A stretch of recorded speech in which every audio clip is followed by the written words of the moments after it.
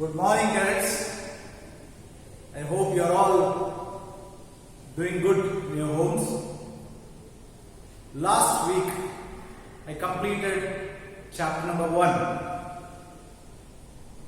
In chapter number 1, we studied the brief history of medieval Indian history. That is what we are going to study in class 7.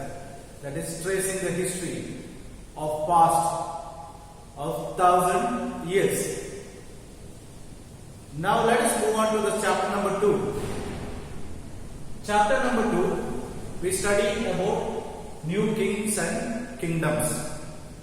In this chapter, we are going to study about emergence of new kings and kingdoms and how these new kings and kingdoms change the historical pattern of medieval Indian history. Historical pattern in the sense, these new kingdoms were responsible for construction of various temples in India. They are also responsible for construction of canals, forts and many more historical buildings. And we are going to study about these kingdoms which emerged during the medieval Indian history. So chapter number 2, let us move to the chapter number 2, that is new kings and kingdoms. In this chapter, we are going to study about emergence of new kingdoms. We are also going to study about warfare for the wealth. We are going to study about Chola administration. And we are also going to study about some rituals. Okay. We are also briefly going to study about these dynasties, but there is no detailed study of all these dynasties mentioned here in the class 7th book. When you proceed for the further classes, then definitely you will study about these classes in detail. But for your knowledge, I'll briefly explain about these 4 kingdoms which emerged during medieval Indian history. The emergence of new dynasties or kingdoms. Which were the dynasties or the kingdoms which emerged in the medieval Indian history? Rashtrakuta, Chalukya. The name may be very familiar to you. For some of you, it may be a name which is touching to your heart because we have houses, hostels named after these dynasties. Rashtrakuta, Chalukya, Kadamba, Gurjara, Pratihara and Chola dynasty. If you go to Amravati Nagar, you can see Chola house. So, Rashtrakuta dynasty, Chalukyans, Kadambas of Banavasi, Gurjara, Pratihara and Chola. All these dynasties emerged during the medieval Indian history. But we are not going to study in detail about these dynasties in class 7 book. But for the purpose of your knowledge, let me give a brief explanation about these dynasties. Rashtrakuta dynasty. Rashtrakuta dynasty was considered as one of the greatest dynasties of this period. Rashtrakuta dynasty capital was Manekheta. Manekheta is Malakhed. Today it is there in Gulbarga district. Malakhed or Manekheta. And Rashtrakuta dynasty is very famous for the Ellora caves.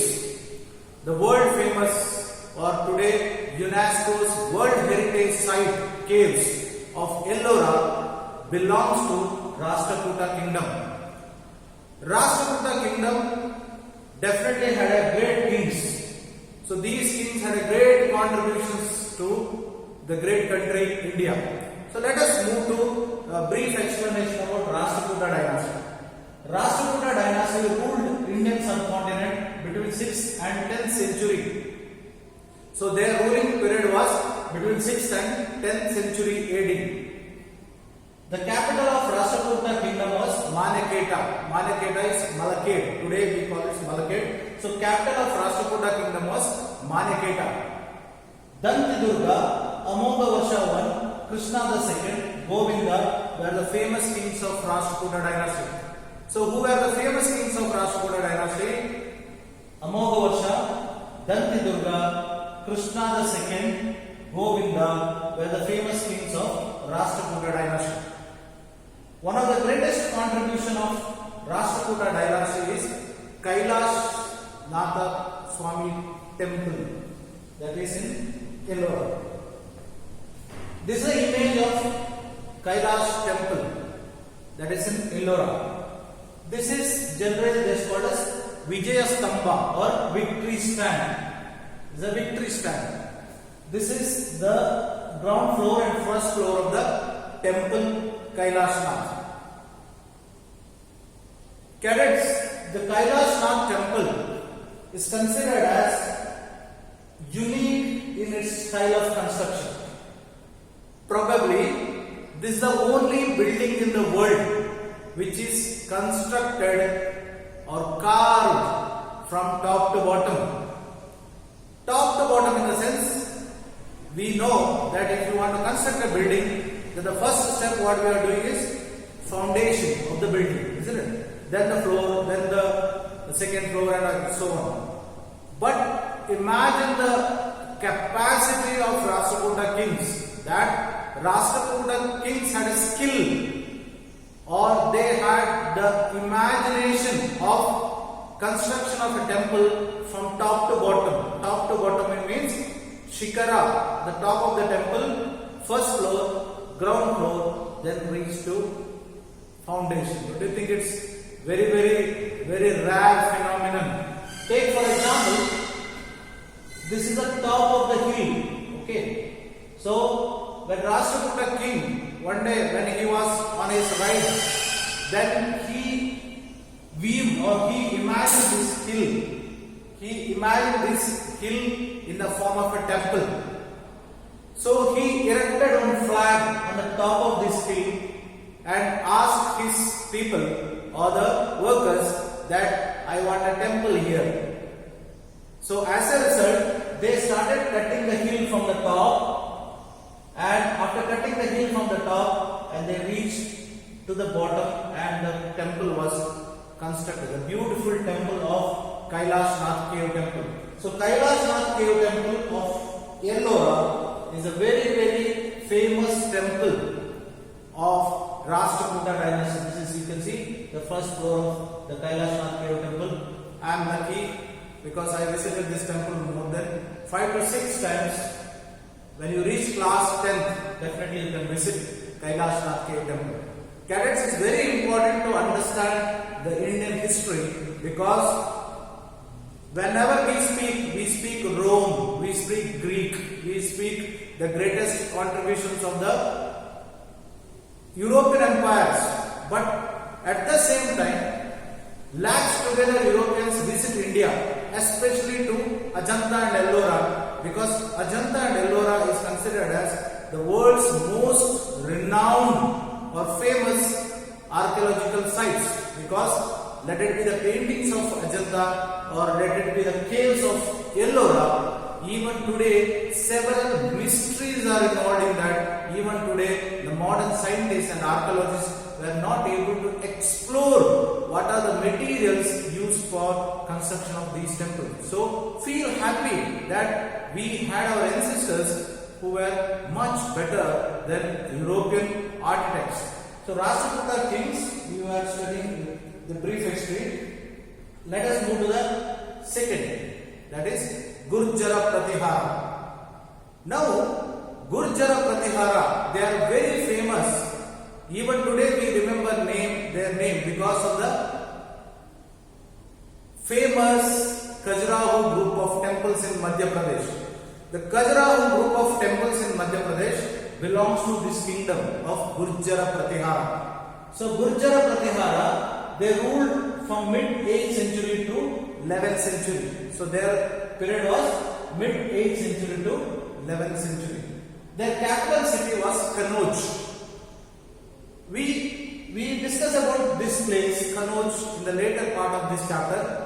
Kanauj was considered as most fertile or a rich land those days. So Gurjara Pratiharas were initially controlled this Kanauj and declared Kanauj as their capital. Who are the greatest kings of this dynasty? The greatest kings of Gurjara Pratihara was Nagabhatta, Raja Bhoja was very famous, and Mahendra Pala. They were the famous kings of Gurjara Pratihara dynasty.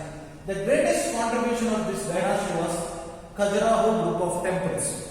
So try to remember, Gurjara Pratihara, the capital city was Kanauj, and the greatest contribution today what we can see, the Khajuraho group of temples belongs to the Gurjara Pratihara dynasty.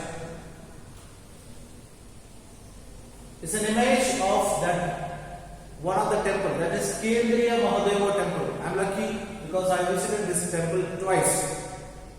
Kendriya Mahadeva temple was a temple which is constructed by Gurjara Pratihara. This is a plan of that temple. You can see a beautiful temple with an elevated foundation, and this is a shikara. And if you enter this temple, nearly 5.5 feet high Shivlinga is installed in the center of this temple, that is called Garbha Gudi. Okay, so Kendriya Mahadeva temple of Khajuraho, the Kendriya Mahadeva temple dedicated to Shiva, constructed in 999 by the king of Gurjara Pratihara or Chatela dynasty, so and so on.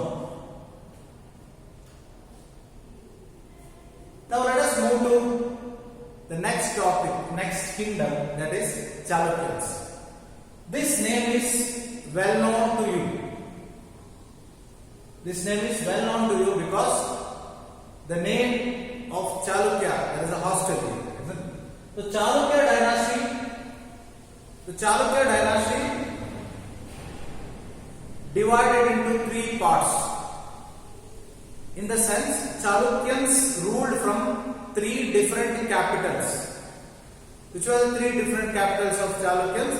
Chalukyas of Badami, Chalukyas of Kalyani, and Chalukyas of Vengi. So Chalukyans ruled 3 different, keeping 3 different cities as capital cities. The Chalukya dynasty can be studied as 3 parts: Chalukya of Badami, Chalukya of Vengi, and Chalukya of Kalyani Chalukyas.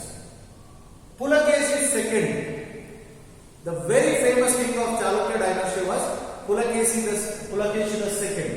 Why Pulakesi II remembered? Because he encountered with Harshavardhana the Great. So Pulakesi was the well-known king of Chalukya dynasty, and Chalukya dynasty is very famous for their greatest contribution of Badami, Aihole, Pattatkal, Badami cave temples. The Badami cave temples, Pattatkal, Aihole, they are the greatest contribution of Chalukyans. Badami, most of you may be visited Badami. Yeah, Badami is considered as the heaven of rock climbers. From our school, we used to go and had a rock climbing camp in this particular place. This is of course a temple monument. Here you can see a temple monument. Temple belongs to Chalukyans. So Chalukyans of Badami are very famous for their construction of temples. Let us move to the next, that is Kadamba. Kadambas are very favorite to Kannadigas because Kadambas of Banavasi, they were known for early Kannada inscriptions. Kadambas of Banavasi, they ruled from the place called the Banavasi. Banavasi is a place today you can find in Uttara Kannada district, that is near Sirsi. So Banavasi, Kadambas of Banavasi. Who was the founder of Kadamba Banavasi? Kadambas of Banavasi, the founder king was Mayura Sharma. Regarding Mayura Sharma, we will study later in this chapter. Mayura Sharma was the founder of Kadamba dynasty. The capital of Kadamba dynasty was Banavasi. Banavasi is in present-day Uttar Kannada district of Karnataka state. Kadamba dynasty was founded by Mayura Sharma after defeating Pallavas of Kanchi. Remember this word? Pallavas of Kanchi. Moving to next, that is the kingdom of Chola. You may be heard the name of Rajaraja Chola. The greatest Brihadeshwara temple is Tanjavur. This is a Tanjavur temple. It's a mystery even today, unsolved mystery. The construction of the temple is marvelous. Chola kingdom. Chola kingdom was founded by Vijayalaya by defeating Pallavas. Reference of Pallavas was also there in the previous, that is Kadambas. Tanjavur was the capital of Chola kings. So, capital of Chola kings was Tanjavur. Rajaraja Chola I, Rajendra Chola, Virajendra Chola were the famous kings of Chola dynasty. Okay. Let us sum up the previous. So we studied about Rashtrakuta dynasty, Chalukya, Gurjara Pratihara, Chola and Kadambas. Don't go deep into this topic because this I explained only for your purpose of enhanced knowledge. Rashtrakuta dynasty, just remember Rashtrakuta dynasty, one or two famous kings of Rashtrakuta dynasty and their contribution. Chalukya dynasty, remember their contribution because they are very close to Badami. Gurjara Pratihara dynasty, remember the place of Kannauj because there is a reference of Kannauj in the later part of this chapter. And we also please remember about Cholas because in the later part of this chapter we discuss about Chola administration in detail. So, emergence of new kings and kingdom, we study about all these kingdoms in brief. I repeat, in brief, not in detail. Let us move to the next topic. Topic is the emergence of new dynasty. The same topic which I explained in the previous slides. By the 7th century, there were big landlords in the different regions. So, imagine kings, before the kings who ruled this place or different areas. Generally, zamindars or rich landlords, they ruled. So, in every region or in every place, there were rich landlords. But when these rich landlords were defeated by the kings, they remained subordinates of the kings. When you are a subordinate, you are supposed to make your boss happy. So what it is done, when these subordinate kings were asked to give gifts, gift in the maybe in the form of money, means in the form of coins, or gift maybe in the form of cash or kind in the sense agriculture product. So the concept of Samanta was emerged during this period. That is what we are saying. The existing kings often consider themselves as subordinates or Samanta. Now what is Samanta? Samanta is nothing but a subordinate king of a kingdom. Take for example, during the British period, British defeated several Indian kings and kept these kings under their control. So they were the subordinates. If you remember or if you read Mughal history, Aurangzeb defeated Nawabs of Bengal, even Adil Shahis of Bijapur. After defeating Nawabs of Bengal, the Bengal Nawabs were controlled by Aurangzeb. They were subordinates. So concept of Samanta is nothing but subordinate. So the concept of subordinates or Samanta emerged during this period. Now try to understand why this Samanta emerged. Because when there is a more powerful king emerged, then naturally the person who had a less power will become the subordinate of an emperor. It's very common. When Samantas gained wealth and power, they declared themselves as Mahasamanta or Mahamandaleshwara. Even sometimes they declare their independence. Now don't think that a subordinate or Samanta king will remain Samanta forever. There is a less chance. Whenever the kingdom collapsed, whenever the powerful kingdom collapsed, naturally the Samantas either they declared themselves as Mahasamanta or Mahamandaleshwara. Mahamandaleshwara means Mandala means region. So Mahamandaleshwara means a person who controls a bigger region or bigger place. So even sometimes they declare their independence. I'll give one more example here to understand easy the topic. After death of Aurangzeb, that is in the year 1707. Aurangzeb died in the year 1707. After death of Aurangzeb, Mughal dynasty lost its supremacy or the power. It's quite natural that when Mughals lost their supremacy, the Bengal Nawab declared independence. One simple example I will give. When 12th, 11th or your seniors are out from the school, how you yourself enjoy the freedom. The same happened there.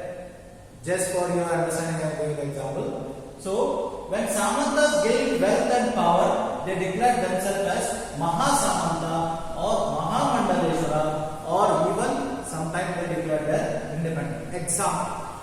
What is the example here given? We studied about Chalukyas of Badami.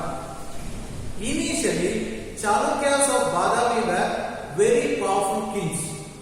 When they were very powerful kings, Rashtrakuta kings were subordinates of Chalukyas. But over a period of time, when Chalukya kingdom lost their power, naturally Rashtrakutas declared their supremacy. So, Samanta, right? What we are going to study in this paragraph is nothing but Samanta and Mahasamanta, Mahamandaleshwara. What is Samanta? Samanta is nothing but a subordinate king. Is called Samanta.